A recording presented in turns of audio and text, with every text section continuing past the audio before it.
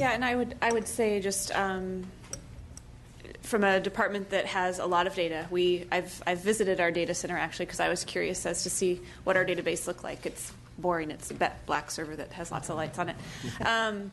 We share data obviously with our sister departments. We have encounter data, we have claims data. To the extent that individuals, as Renee said, are reporting ethnicity, we have data.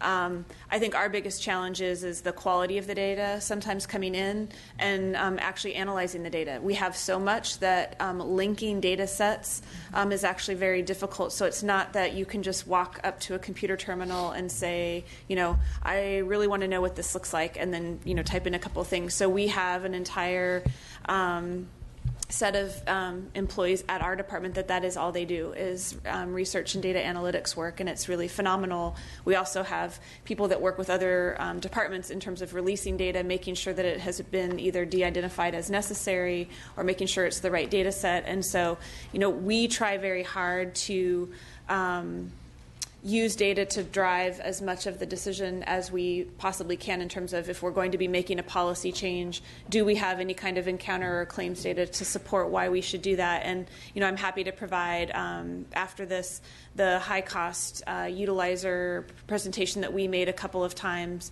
to external stakeholders, which really looks at that fee-for-service data that I was referencing, because that really is just a very small window into some of the data that we have, and that certainly got down to the block. We had one researcher noting that there was a building in Los Angeles in which there was something like 35 people in that building that used the emergency room a really phenomenally high amount of time. And so you can get it down very, very specific, but you have to then decide what you want to do with that in terms of either changing in policy or in healthcare service delivery. And so it's not a matter of do we have the data, it's how do we analyze it, and then how do we make actions based on that. Mr. Chair. Assemblymember Garcia. Good morning, Assemblymember Garcia. I represent Eastern Riverside County, the Coachella Valley, and Imperial County. I'd like to go back to Assemblymember Brown's question about the Reducing Disparities Project, and you mentioned the RFP. Will there be opportunities to do some technical assistance workshops for those organizations who are potentially seeking these funds? And I'd like to kind of see if that is somewhere in the plans or if that's something that can be done. It is, yes. We have, so technical assistance is a solicitation we'll be releasing this week along with our statewide evaluator solicitation. And the bulk of our grants and contracts will be tied to our pilot projects, which have a capacity building six-month component of that. But specific to your question, we'll be having what we call bidders conferences for communities and organizations that are interested in learning more about the process, the details of what technical assistance provides, and what the expectations are there. So we have built into our timeline over the next few months webinars in a variety of ways we can engage with communities to educate them thoroughly about the process. I'll go back to a funding question in a minute. I'd like to see if you can elaborate on the health equity establishment of this office and your Health and All Policies Task Force, and kind of give us a scenario of what that looks like. Who are those interagencies that you get to collaborate with, if you may chime in a bit? Great. The origin of the Health and All Policies Task Force started in 2010 during the Schwarzenegger administration and transitioned and has been accelerated under the Brown administration. The task force now consists of 22 offices, departments, and agencies that align very well with what we consider to be the social determinants of health, and really that 90% of non-health oriented areas when we think about transportation, corrections and rehabilitation, education, social services, those other drivers of our health. So with the 22 members, some of the members are the Department of Transportation, EPA, Food and Ag, Education, Social Services, Department of Justice, and a variety of others that affect and administer decisions and policies, allocation of resources that upstream affect our health and mental health downstream. And having those partners at the table to think more explicitly about the health and health equity implications of their decisions has been of great value for us. And historically, we've tackled issues around transportation, education, food, and nutrition. Now we're moving into the direction of community safety and violence prevention, which is an issue that cuts uniquely across all of the task force members. So that work is vital to our work in the Office of Health Equity, and we're proud of the accomplishments we've made to this date.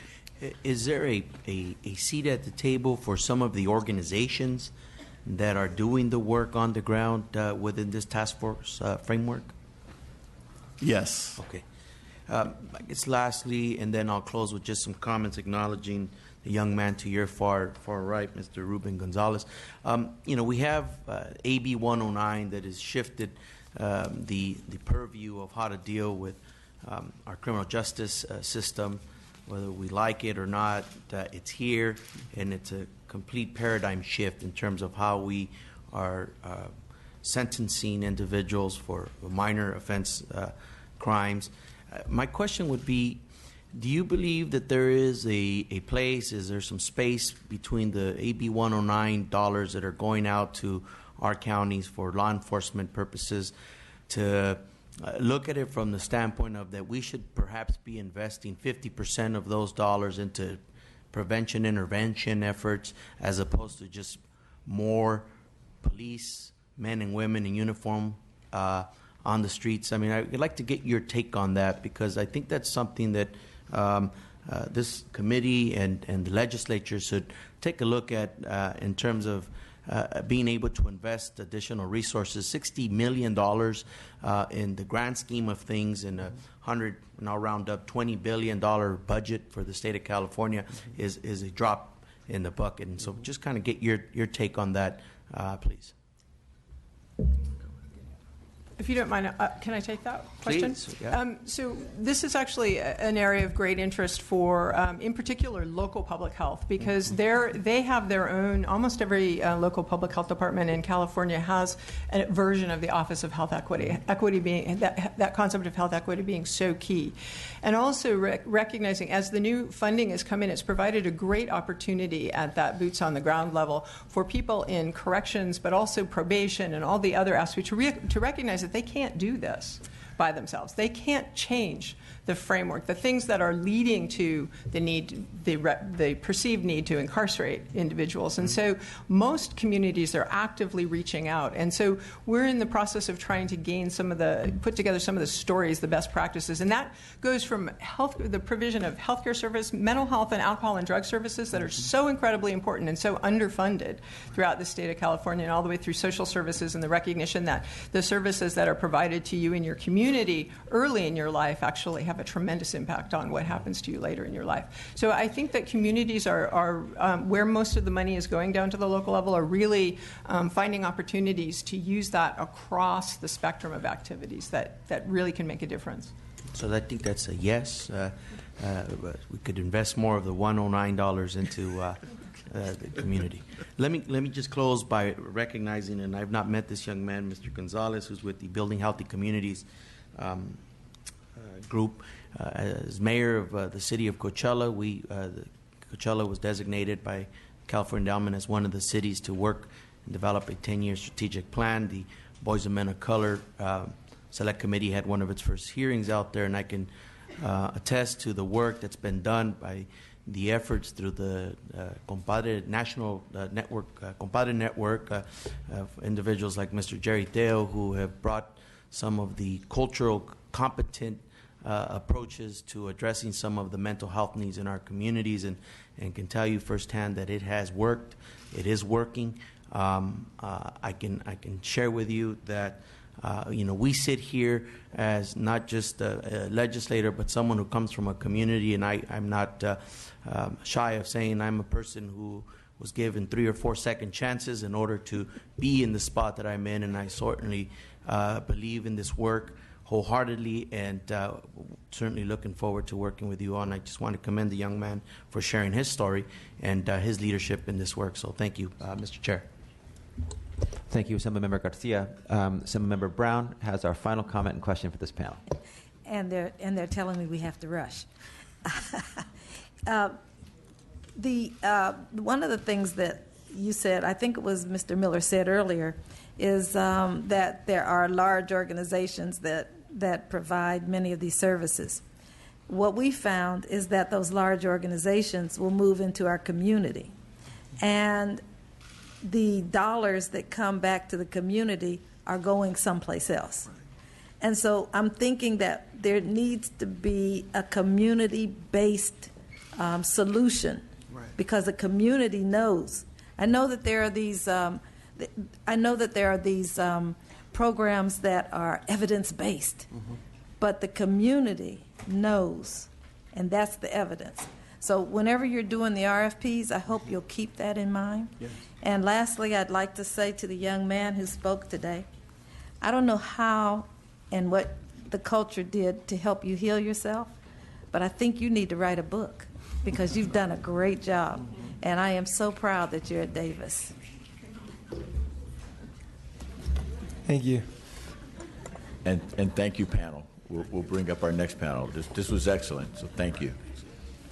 We'll have the Community Safety and Justice panel. Jen Julio, Youth Leader, Santa Ana Boys and Men of Color. Daniel Savor, Chief Deputy Attorney General's Office. Linda Penner, Chair. And Kathleen Howard, Executive Director, Board of State and Community Corrections.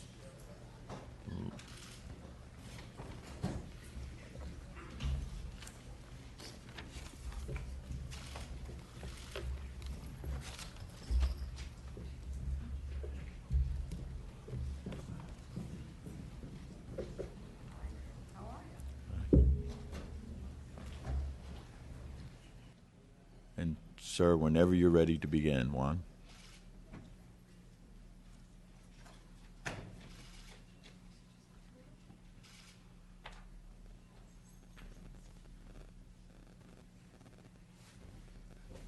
You can begin your testimony. Okay.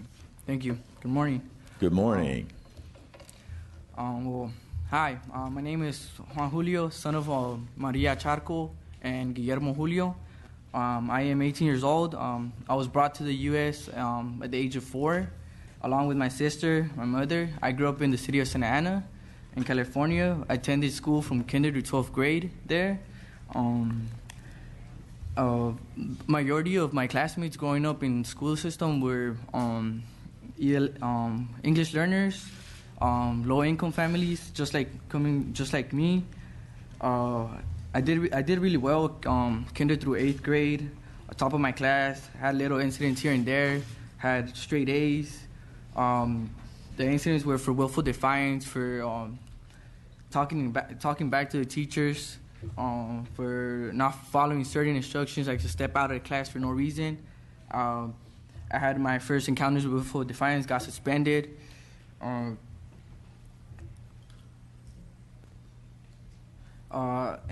as I entered high school, my world was shook upside down. I was affected by deportation. My mom, who is my entire world, was deported. Entering my freshman year, I was pushed to drop out and start working to support my mom, my sisters that were younger, to help and through the struggle.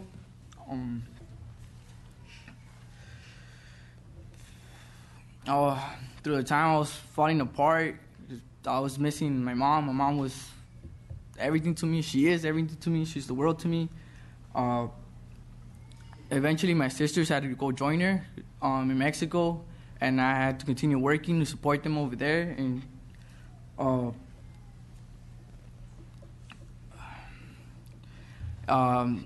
as the time went through, I decided to go back to school because I knew that was going to be the best choice for me and my family. I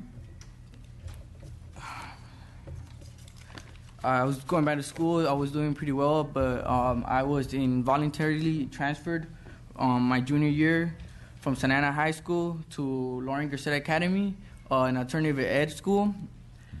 The reason why I got transferred was for a possession of a small knife at campus, and I'd like to share why I was in possession. It was due to community violence, and a group of friends that I had, one of them got shot, almost was in coma for 3 days, almost died, and then within the small group of the other friends, they started carrying knives around to protect themselves. And on an evening, on a Friday night, I saw one of my friends, and he was intoxicated under the influence, and he was planning to retaliate with this knife. So I decided to take it away from him and took it home, and then I took the knife home. I had it over the weekend, and coming Monday, I decided to take it back because I didn't want to hold it any longer, and I wanted to give it back to him. And during the process, without thinking, I took it to school, and then I got searched randomly by a security guard, and I got caught. And I tried to explain to them why I had it, that I was trying to do the right thing so my friend wouldn't get in any trouble, but they didn't listen. I got charges pressed against me for possession. I ended up having probation, having to pay fees. I did the process. I completed my probation. Everything went well. Paid the fees. One positive thing out of all that was that once at Lauren Garcet Academy, I got involved in a restorative justice practices program called Joven Noble, the Noble Youth. It completely changed my world. It changed my state of mind. It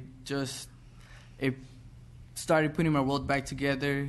It taught me about myself, my roots, my family, everything.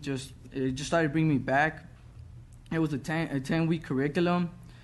After that, I got motivated. I got passion for the movement, so I joined outside school, Boys and Men of Color, and started advocating for these restorative justice practices because I believe they were so important and so vital that I wanted them to be available for other youth in my community.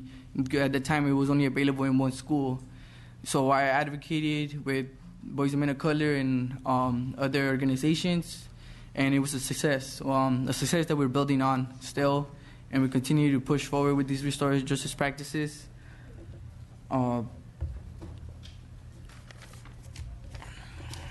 And meanwhile that all that was going on, my mom attempted to reunite with me and my sisters. My sisters had come back already. She was arrested for re-entry, sentenced to 6 months, and deportation. Therefore, I started gathering deportation defense for my mom. I got her a lawyer. We fought to allow her to stay here with me and my 2 younger sisters. I managed to bail her out on December 2014, working 2 jobs, paying bills, taking care of my sisters, my mom, and still managing to go to school, advocating, doing work. Somehow, I did it. I participated in the Restorative Justice campaign as well as the Prop 47 campaign. I really believe in that campaign. Second chances, everyone deserves second chances. This summer I graduated from my high school. This fall I'm starting college. Right. I'm looking forward to further my education as far as I can.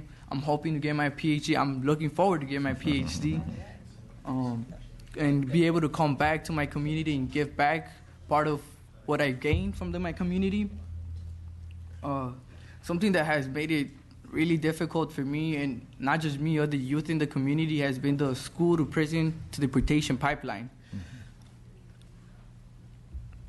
It's been over-punishing and over-criminalizing youth that need restorative justice practices, especially those with learning disabilities, and the juvenile system and the school system and the education system, by judging us as criminals before anything, pushing us from schools to jails.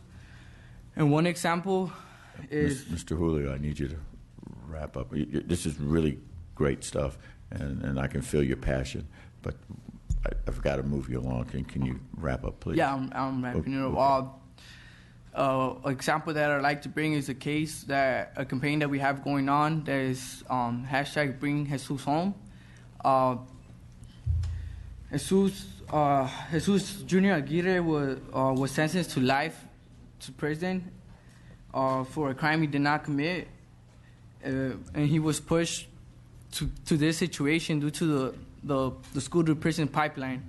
And well, I'm here asking for your support to support this case of Jesus Aguirre Jr. to bring him back home. Hopefully by this Christmas, we're having a petition for the governor to get a governor pardon for him, and that is what I'm here kind of asking for your support.